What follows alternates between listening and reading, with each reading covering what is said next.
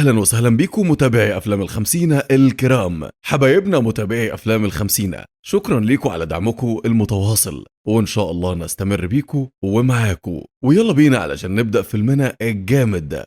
بيبتدي فيلمنا في الفضاء على أكثر الكواكب الفوضوية في المجرة، وهو كوكب بندورة. ومن فترة كده حصل غزو فضائي على المجرة اللي بتضم الكوكب ده، وخلاها خاضعة لحكم كائنات قوية جدا اسمها الإيدرلاين، وتطورت تقنياتهم وأسلحتهم بشكل غير معهود. ولكن بعد فترة من الزمن الكائنات دي هجرت الكوكب وسابوا وراهم آثار تقنياتهم وتطورهم التكنولوجي، ومن بعدها حصل طفرة في التكنولوجيا على كوكب بندورة. بس بيبقى فيه مشكلة، وهي إن أعظم أسرار الإيدرلاين كانت محمية في منتصف الكوكب، وده ولد صراع ما بين المبرمجين والباحثين في العثور على الكنز التكنولوجي ده. وبيفضل الكنز ده صعب الوصول ليه لحد وقتنا هذا، لحد ما بتعدي السنوات وبترجع شعلة الأمل تضيء من تاني. وصدرت ساعتها نبوءة إن في يوم من الأيام هترجع بنت رومانيا العظيمة تفتح الكنز وترجع الكوكب لحياته من تاني. ودلوقتي بنشوف بنت اسمها تينا على متن واحدة من السفن الفضائية، وبيكون في غزو فضائي على السفينة دي، فبيدخل عليها شخص اسمه بيرنود، واللي بيكون جاي علشان ينقذها من الغزو ده. ولكن بيكون في مشكلة، وهي إن حرفيا السفينة مترشقة مسلحين في كل حتة،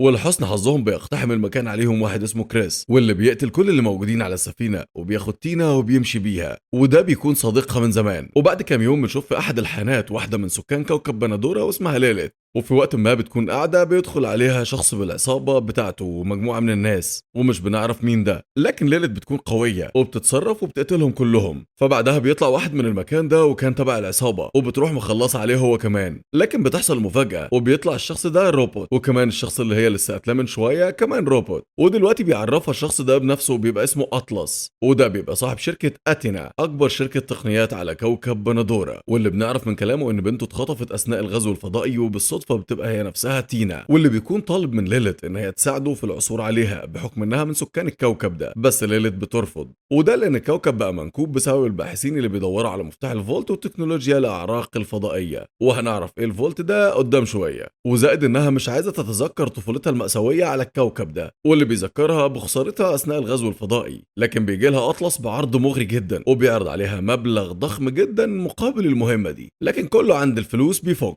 فبتوافق ليلة على العرض بتاعه، وبيديها كده جهاز تتبع صغير علشان لما تلاقي تينا بنته يدي موقع لرجالته ويجوا ياخدوها على طول. وفورا ليلة رجعت على الكوكب من تاني، وهناك الكوكب بقت حالته مذرية جدا، وحرفيا الخراب بقى في كل مكان. فليلة بدأت رحلتها في البحث عن تينا بأسرع ما يمكنها، وده علشان تقدر تخرج من الكوكب بسرعة جدا. ودلوقتي ليلة بتوري صورة تينا لسكان الكوكب، يعني لو حد شافها ولا حاجة. وبتعرف منهم ان اخر مرة شافوها فيها كانت ماشية مع عصابة من كام اسبوع متجهة ناحية الشمال على الجانب الاخر من الكوكب. فبتسيبهم ليلة وبتروح تسأل قطاع الطرق اذا كان حد فيهم شافها او حد فيهم عنده معلومة ولا حاجة. بس دي حركة غبية جدا منها انها تسأل مجرمين اصلا، وبتتعارك معاهم وبتقدر تقتلهم وتاخد عربيتهم وبتستكمل رحلتها. وبعد شوية في الطريق بتقابل ليلة روبوت كمان اسمه كال بيتشر، فبتضمه معاها علشان يساعدها. وبيكون الروبوت ده عنده القدرة انه يكشف موقع اي شخص مجرد ما يشوف صورته. وليلة بتديله صورة تينا، وفعلا بيقدر يحدد موقعها في ثواني. فعلى طول خدت بعضها في النهار وقربت من موقعها، لكنها اتصادفت بظهور جنود فضائيين بيمشطوا المنطقة على حاجة كده هنكتشفها بعدين. والغريب انها شافت اطفال كتير في المنظار مخطوفين، وبتضرب نار على المجرمين وعملت بلبلة كمان في المكان. وبعد لما الدنيا هديت بتروح تركب عربيتهم وانطلقت بيها لموقع تينا. واخيرا وبعد شوية مشي حلوين بتوصل للمكان اللي مخطوفة فيه تينا، وهناك بتلاقي هانجر كده فبتدخل فيه، لكنها مش بتلاقي فيه اي حد.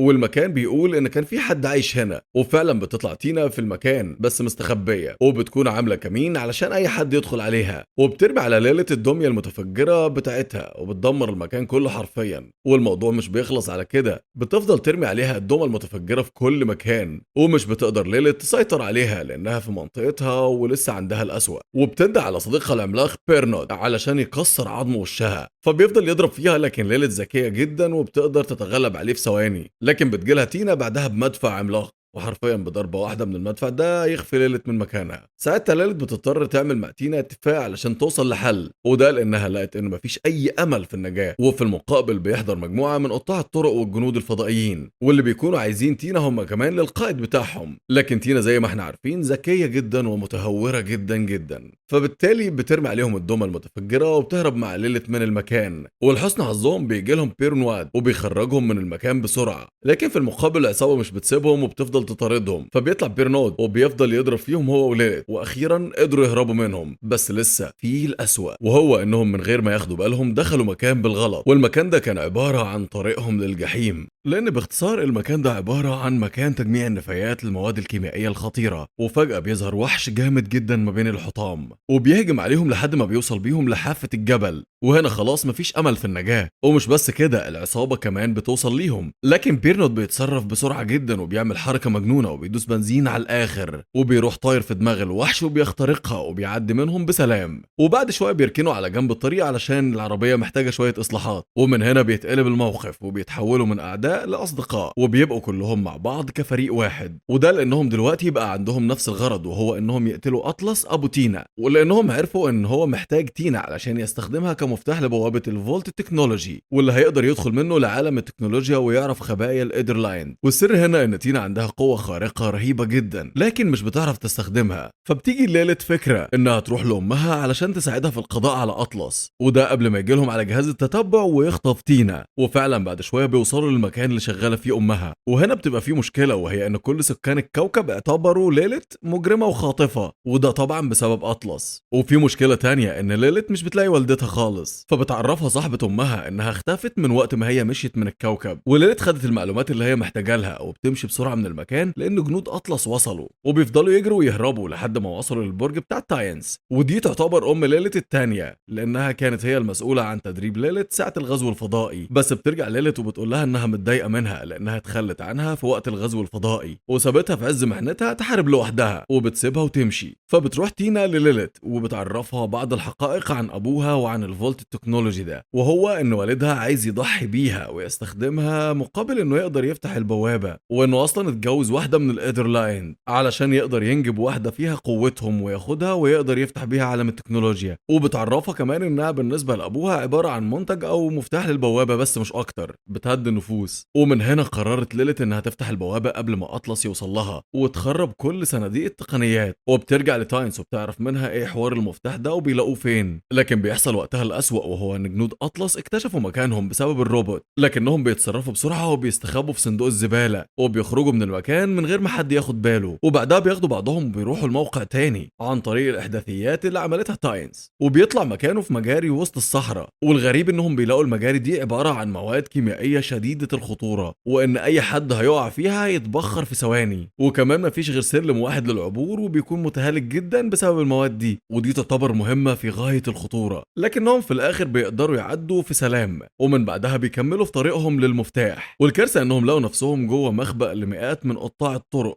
والمجرمين، فبيرموا الروبوت في وسطهم وبيضحوا بيه علشان يلخمهم على قد ما يقدر لحد ما يقدروا يعدوا. لكن المجرمين ما بياكلش معاهم الكلام ده وبيفضلوا يضربوا في الروبوت بالرصاص في كل مكان. وفي المقابل مجموعة هربوا بسرعة من المكان وبيروحوا يدوروا على المفتاح، وفضلوا يدوروا ويدوروا لحد ما اخيرا قدرت ليلت انها تلاقي المفتاح. وبتبقى حسب حاجة غريبة جدا ناحية المفتاح ده، وهي ان هي بتنجذب ليه بطريقة غريبة. عموما بيفكروا بسرعة ازاي هيخرجوا من المكان ده، وهنا بتبقى في مشكلة جامدة، وهي ان المجرمين قدروا يقتحموا عليهم المكان ودوروا فيهم الضرب. بس ليلت وبيرنود وكريس فضلوا يضربوا فيهم ويعطلوهم على قد ما يقدروا، وفضلت ليلت تحرق فيهم كلهم وفجرتهم عنيفة قوي. وكملوا في طريقهم للمخرج وكانوا خلاص هيخرجوا، لكن في شوية من المجرمين دول وصلوا عندهم وفضلوا يضربوا فيهم. بس ليلت ذكية جدا وعملت فيهم حركة وحبستهم في القفص. وهنا تاينس بتحاول تصلح المصعد علشان يخرجوا منه، بس يا خسارة المصعد بيتعطل بسبب ان الاسلاك مقطوعة. فبيخرج بيرنود وبيضحي بنفسه وبيفجر نفسه فيهم، واخيرا بيقدروا يخرجوا كلهم وبيرنود بيموت. وتينا هنا بتستخدم قوتها الخارقة في نقلهم وبتنقلهم لمكان بعيد خالص عن العصابة، وحاليا ما بيقدروش يحددوا مكانهم بالظبط. وبالليل تاينس بتقعد مع المفتاح وبتقدر ان هي تفعل قوته وبتشحن الطاقة عن طريق دمج الخلايا في بعضها، وبيطلع المفتاح مخبي وراه اسرار كتير جدا عن عالم الايدرلاين. فبتعرف تاينس وليليت خبر مؤسف جدا، وانهم علشان يقدروا يفتحوا البوابة دي هيضطروا انهم يستنزفوا طاقة تينا بالكامل وممكن تموت منهم بعد كده. وعلى الجانب الاخر بنشوف بيرنود وبيكون لسه عايش وما ماتش من الانفجار. وهنا بتيجي رسالة رسالة مهمة جدا من أطلس لليلت، وبيقول لها إنها لازم تجيب له المفتاح ده بأي شكل من الأشكال. وفي النهار بعد ما فاقت ليلت بتكتشف إن المجموعة كلها اتحركت من غيرها، فبتتحرك لمكان قريتها القديم بعد ما اتخرب تماما، وهناك بتتذكر ماضيها المؤلم جدا مع الغزو. وعلى الجانب الآخر بيوصلوا المجموعة لمكان كان الإيدرلايند مستوطنين فيه زمان أيام عصر التكنولوجيا، وفي وقت ما كانوا بيدوروا على أي حاجة تدلهم للبوابة بيلاحظوا إن في شعاع طالع من بين الصخور، وبيكتشفوا إن دي البوابة. فبتيجي تينا وبتحط المفتاح، وفعلا بدأت البوابة تتشحن بالطاقة، وبتروح تقف في مكان المفتاح التاني، وكان الكل منتظر إن البوابة تتفتح، لكن بيحصل العكس ومفيش أي حاجة بتحصل، والطاقة بترجع تتفصل من تاني. وساعتها بيطب أطلس عليهم هو والجنود بتوعه، وبيقول لهم وفرتوا علينا تعب ومجهود كتير جدا، شكرا ليكم. وقتها بيدخل عليه بيرنود وبيعترض طريقه وبيضرب عليه نار، لكن أطلس ذكي وبيكون عامل احتياطاته ولابس درع حماية قوي جدا،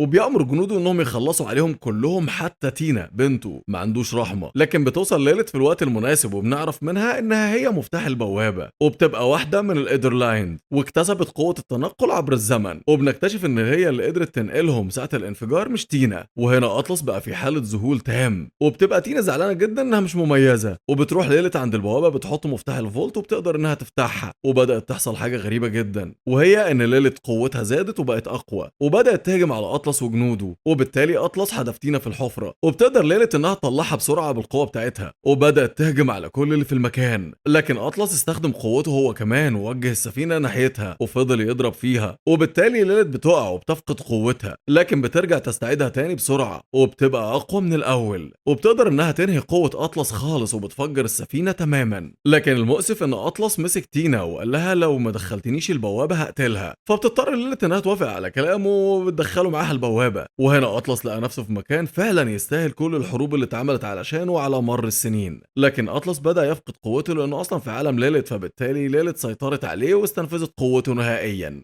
وخرجت هي وتينا وسابوه لوحش البوابة يتولى أمره. وبعدها بترجع الأحوال تتحسن والكوكب بيرجع لحالته الطبيعية من تاني وبينتشر فيه السلام. بس كده لحد هنا وبتنتهي قصة فيلمنا النهاردة. لايك شير سبسكرايب واشوفكم الفيلم اللي جاي. كان معكم محمد خليل، سلام.